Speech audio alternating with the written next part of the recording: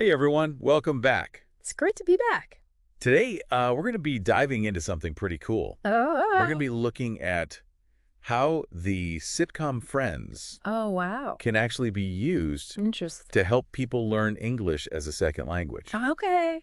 Yeah. So not cracking open a textbook or anything like that, Right. but using something fun and engaging like friends Oh, I like it. to actually help people Yeah. learn the language. I mean, it makes sense, right? I think anytime you can make learning fun, Right. you're going to absorb more Absolutely. when you're enjoying something. Yeah, it's like learning by osmosis almost. Exactly. They're just so focused on the story and what's going on that you kind of pick up the language without even realizing it. And this podcast episode that we're looking at today does a great job of this. Correct. It uses the episode, the one with the sonogram at the end, Right. to kind of break down vocabulary and look at cultural nuances and things like that. So for anyone who hasn't seen this episode of Friends, Right. this is the one where we find out that Carol, who is Ross's ex-wife, Yep. is pregnant. Right. And Big news. it is big news. Yeah. And she's in a relationship with Susan. Right. And the whole episode kind of revolves around them navigating this new chapter of their lives. And with Ross, of course. with Ross, yeah. Thrown in the mix. Exactly. Yeah. And one of the things this episode does, it uses the story to shed light on a specific word. Oh, interesting. And that word Okay. is sonogram.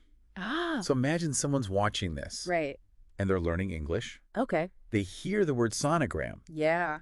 They might not know what that means, Right. but instead of having to like stop and look it up, Yeah. they can see it in action. Exactly. They can see the characters' reactions to Just it. see the image on the screen. Right. You know, you put two and two together. Exactly. So it's way more powerful Much more powerful. than just like memorizing a word from a dictionary. Absolutely. Because you're seeing it. You're feeling it. Yeah, you're connecting it with an emotion. Right. Which I think helps with memory, too.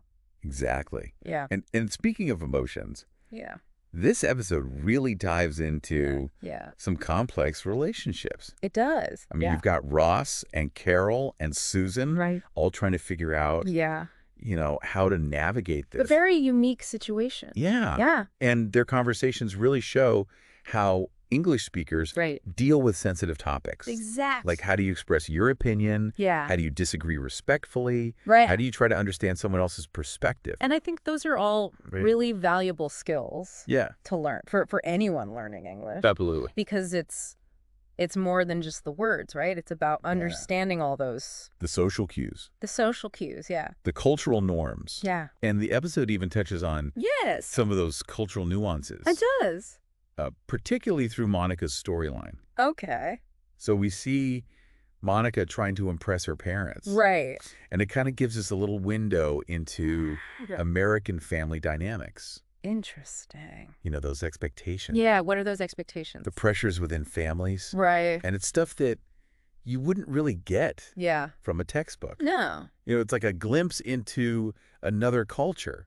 Right. And you're learning about all these unspoken rules that really shape how people communicate. Absolutely. And you're doing it while you're laughing. Exactly. You're engaged with the show. Right. You're not feeling like you're in school. It doesn't feel like a lesson at all. It doesn't feel like a lesson. And then, to top it all off, the episode even includes a little challenge for the listeners. Oh, fun. So it encourages them to use the phrase, break the news, in a sentence.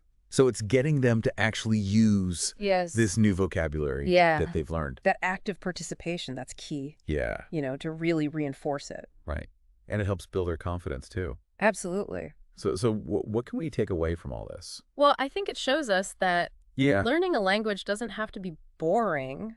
Right. It can be about connecting with stories, connecting with characters, exactly, having a laugh. Yeah. And I think it also raises a really interesting question. What's that? Could we use this approach in other areas of learning? Could we learn history through movies? Interesting. Or science through TV shows? Yeah. Could we learn to code by watching? Wow. I don't know a sitcom about coding. Right. But I'm sure there's something out there. Yeah, the possibilities are kind of endless. Yeah, I think it's something worth thinking about. Absolutely. Yeah. That is a great question to leave everyone with. Thanks. All right. Well, that's all the time we have for today.